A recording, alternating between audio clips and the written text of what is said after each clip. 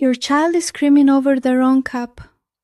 You gave them blue, but somehow it's the wrong blue. You're trapped in that familiar spiral. Logic fails, distraction fails, walking away makes it worse. Most parents try to fix it fast, control it, stop the noise, and that's exactly when it escalates.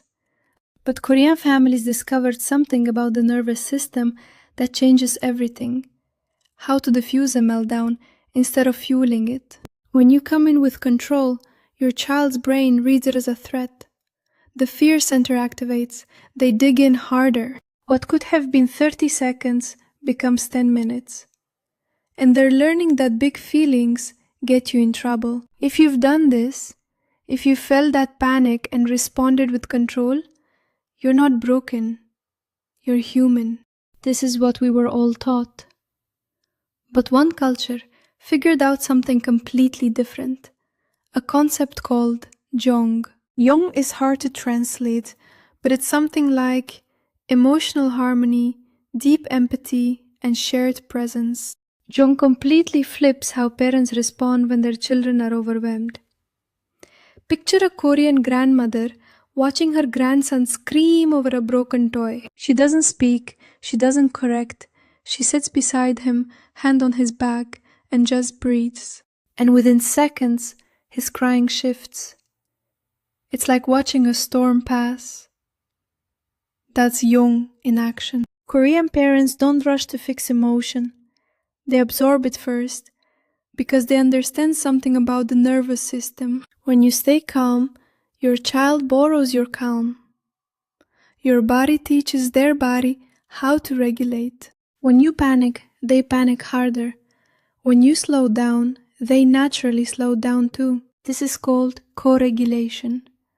Your child's brain can't calm itself yet, so it syncs with yours. Slow presence is faster than quick fixes. That's the foundation of what we're about to learn. Let me name this method the Jong Pause.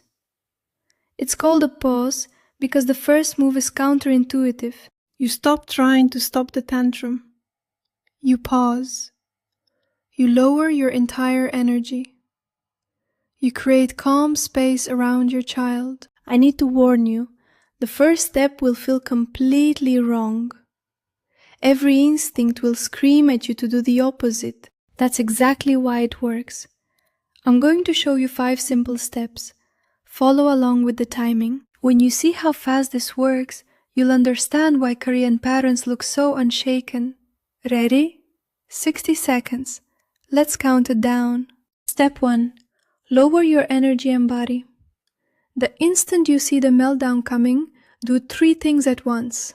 Take a real breath. Drop your shoulders. Crouch down to their eye level, not towering, meeting. When you do this, something shifts. Your child's brain reads this as, I'm safe. This person isn't a threat. The amygdala, the fear center, downshifts. That's 10 seconds done. 50 seconds to go. Step 2. Silent connection. You're at their eye level now. You don't speak yet. You just make gentle eye contact without anger. Let them see that you're grounded, that you're not angry, that you're there. Your child is watching you. Their body is watching you, and they're literally syncing with what they see. 3 to 5 seconds, just breathing together without words. 45 seconds to go. Step 3. The gentle touch. Still without words, you might lightly hold their hand or rest your palm on their shoulder or back. Some children lean into this immediately. Others need a moment, and some won't want touch at all. And that's okay. You adapt. The core stays the same. They feel your presence. Here's what's happening neurologically. Your calm, steady touch is sending a message. This is survivable. You're safe. I'm not leaving. Many tantrums de-escalate right here. You'll feel the tension leave their little body. They stop fighting because they feel seen. Held, not alone. 10 to 15 seconds here. 30 seconds to go. Here's what this looks like in real life. Without the Jong Pause, your child screams because you cut their sandwich wrong.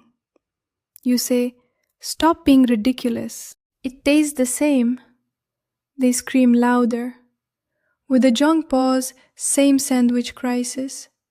You crouch down, take a breath, gently touch their shoulder. Say nothing.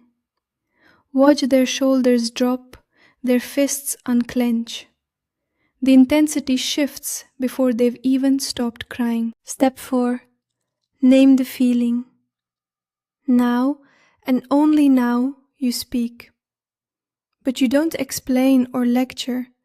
You simply witness. You're really upset right now. You wanted the sandwich whole and now it's cut. That's frustrating. Keep it simple. No judgment in your voice. This is where everything changes because your child feels understood, not corrected. Understood. And when a child feels understood, the need to keep screaming diminishes. They've been heard. Let me show you what happens next.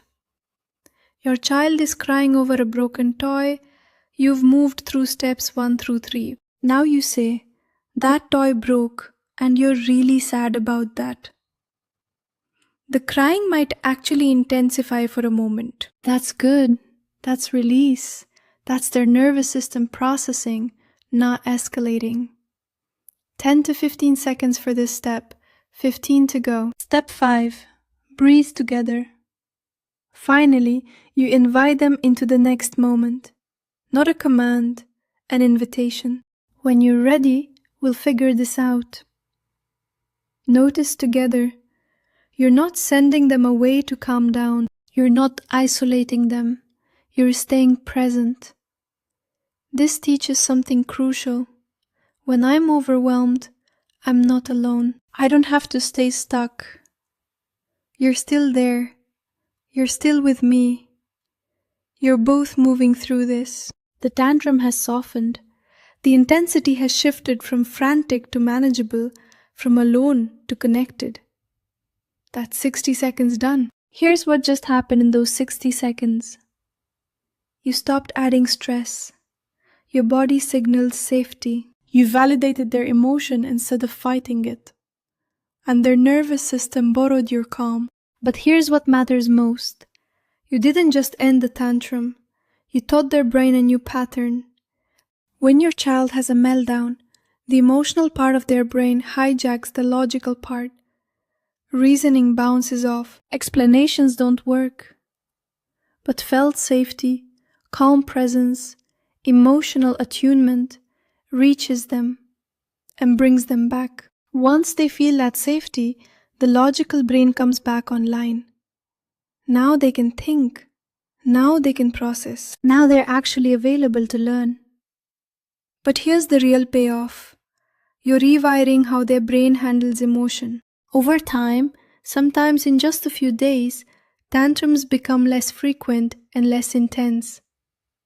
Not because you're controlling them, but because their brain is learning. Emotions can be survived. They're not dangerous.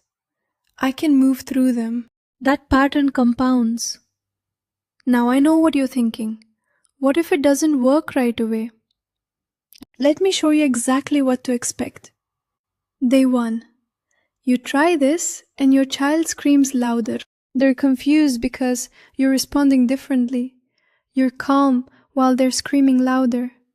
That's the teaching moment. Don't interpret it as failure. Day 3.